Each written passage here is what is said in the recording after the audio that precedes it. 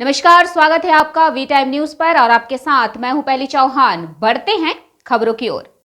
Mumbai police ने हरिहरपाड़ा थाने के दौलतपुर गांव के प्रवासी मजदूर शमीम खान और तरतीपुर निवासी नजमुद्दीन मंडल को बांग्लादेशी होने के संदेह में मुंबई में काम करते वक्त गिरफ्तार किया गया।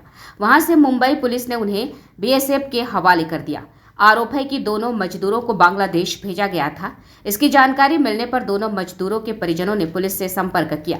मुर्शिदाबाद जिला पुलिस की मदद से बीएसएफ और बीजेपी के बीच हुई बैठक के बाद सोमवार को कूच बिहार और उत्तर दिनाजपुर सीमा में शमीम खान और नजीमुद्दीन मंडल को छुड़ाया गया। मंगलवार दोपहर को हरिहरपाड़ा थाने में पुलिस और विधायक ने दोनों मजदूरों का स्वागत किया। दोनों मजदूरों के घर लौटने से परिवार के लोग खुश हैं। জানেন যে আমাদের হরিহরপাড়া থানার অন্তর্গত ডলটনপুরের বাসিন্দা শামীম খান এবং তর্তিপুরের বাসিন্দা নাজিমুদ্দিন মণ্ডল এরা পুরুষানুক্রমে এই দেশের বাসিন্দা।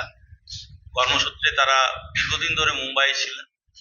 তো সেখানে মুম্বাই পুলিশ কিছুদিন আগে তাদেরকে সন্দেহবশত সম্ভবত বাংলাদেশি সন্দেহে তাদেরকে গ্রেপ্তার করে এবং বিএসএফ এর মাধ্যমে তাদেরকে পুশব্যাক করা হয় বাংলাদেশে।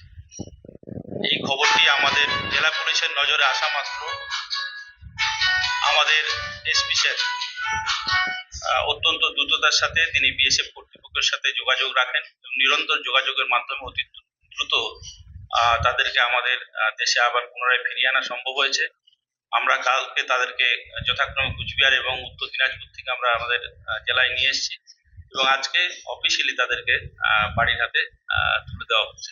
আমাদের সবার জন্য এটা অত্যন্ত খুশির খবর এবং আমরা ধন্যবাদ জানাবো এখানকার মাননীয় বিধায়ক নিয়ামত সাহেবকে, যিনি এই ঘটনায় অত্যন্ত উদ্বেগী ছিলেন, উদ্বিগ্ন ছিলেন এবং আমাদের সাথে নিরন্তর তিনি যোগাযোগ রেখে চলেছেন এটা ডেভেলপমেন্টের ব্যাপারে।